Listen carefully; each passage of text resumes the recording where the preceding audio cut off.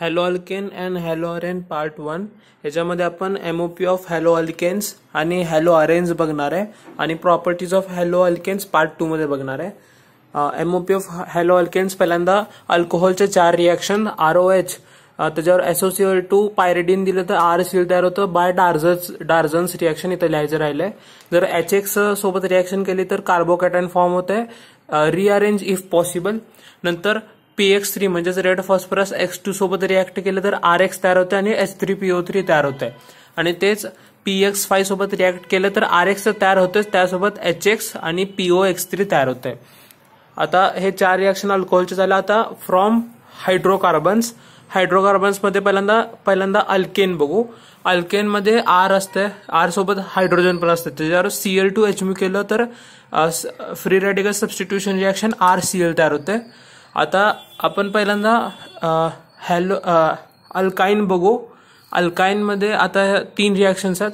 एक X2 in non polar solvent जसे की CH2 आणि DMSO केलं तर हे अशी ऍडिशन होते आणि तेच जर X2 in presence of polar solvent water जर केलं तर OH प्लस आई वाल्या साइडकडे ऍड होणार आहे आणि तिथं मग डबल बॉन्ड OH जाऊन डबल बॉन्ड O येणार आहे आणि इथं XX असं। आणि तेच HX सोबत रिएक्शन केली तर इथं HX सोबत रिएक्शन केल्यानंतर कार्बनवर प्लस आई वाल्या साइडकडे XX लागणार आहेत आणि इकडच्या कार्बनवर HS लागणार आहे जिथं प्लस आई नाही आहे आणि ह्याच्यामध्ये रिअरेंजमेंट पॉसिबल नाही आहे। नंतर आता हे झालं अल्काइन। आता अल्कइन कडे येऊ। अल्किनच्या पण 4 रिएक्शन्स आहेत। इथं X2 आणि नॉन पोलर सॉल्व्हंट सोबत केलं तर अँटी एडिशन होती।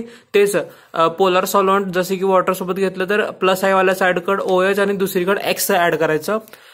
परत HX सोबत रिएक्शन केली तर कार्बोकॅटायन फॉर्मेशन होते आणि तेच HX विथ ऑर्गॅनिक परऑक्साइड असेल तर RCH2CH2X असं होतंय। आता हे हॅलो अल्केन्सचं एमओपी संपलं। आता हॅलो अरेन्स मध्ये पहिली रिएक्शन आपलं साधं PH घेतलं त्याच्यावर X2Fe घेतलं तर हे असं X तयार होतंय PHX। दुसरं PH वर कॉन्सन्ट्रेटेड HNO3 आणि कॉन्सन्ट्रेटेड H2SO4 जर केलं तर नायट्रेशन होतं आणि त्याच्यावर SN किंवा FeHCl किंवा H2 कॅटलिस्ट जर वापरलं तर NH2 तयार होतंय, अमाइन तयार होतंय आणि मग त्याच्यावर NaNO2HCl म्हणजेच HNO2 म्हणजेच nitrous acid at 0 to 5 degree Celsius घेतलं तर डायझोनियम सॉल्ट्स तयार होतात। डायझोनियम सॉल्ट्सचे रिएक्शन्स पहिल्यांदा फ्लोरीनसाठी बाल्ज शीमॅन रिएक्शन HbF4HCl आणि हीट द्यायचं PHF तयार होतंय बाल्ज शीमॅन रिएक्शन। नंतर जर PHCl तयार करायचं असेल तर CuCl2HCl किंवा CuHCl हे यूज करायचं। ह्याच्यामध्ये काय जिथं Cu कॉपर 0 आहे तिथे गटरमॅन रिएक्शन आहे आणि जिथं कॉपर +1 आहे ते सँडमेअरची रिएक्शन आहे। ब्रोमिनसाठी सेम टू सेम। नंतर CC's रिएक्शन ह्याच्यामध्ये KI जर ऍड केलं तर PHI तयार होत आहे। साधं आपलं क्लोराईडचं I- शिफ्ट होत आहे, सॉल्टची रिएक्शन होती। मग अजून एक आपण PHI कसं तयार करू शकतो। बेन्झिनवर डायरेक्टली I2 ठेवलं तर ह्याला Fe ची पण गरज भासत नाही जसं इथं X2 मध्ये होती। मग ह्याच्या पुढे आता PHI ला HiO3 किंवा HiO4 सोबत रिएक्ट केलं तर I2 आणि वॉटर तयार होतं।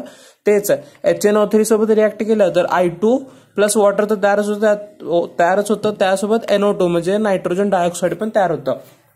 आता प्रॉपर्टीज ऑफ हॅलो अरेन्स पहिल्यांदा NaR बघू।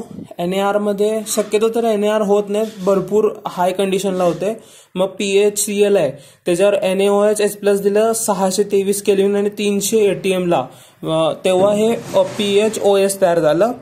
ही डाऊस प्रोसेस आहे आणि आता डाऊस प्रोसेस एवढ्या हार्श कंडिशनला असते। मग ते नॉर्मल कंडिशनला कसं करायचं तर पहिल्यांदा नायट्रेशन करायचं ऍट ऑर्थ्रो किंवा पॅरा पोझिशनवर। मग ते केल्यानंतर NaOH+ द्यायचं आणि मग PHOS तयार होतंय, NaR होती। परत आता वुर्ज अँड फिटिक रिएक्शन हे RX घेतले आपण, त्याला Na आणि डायथर जर दिलं तर कपलिंग रिएक्शन होते RR।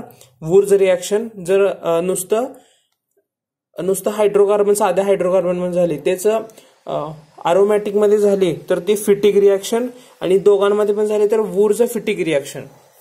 आता ESR मध्ये PHCl घेऊ आपण.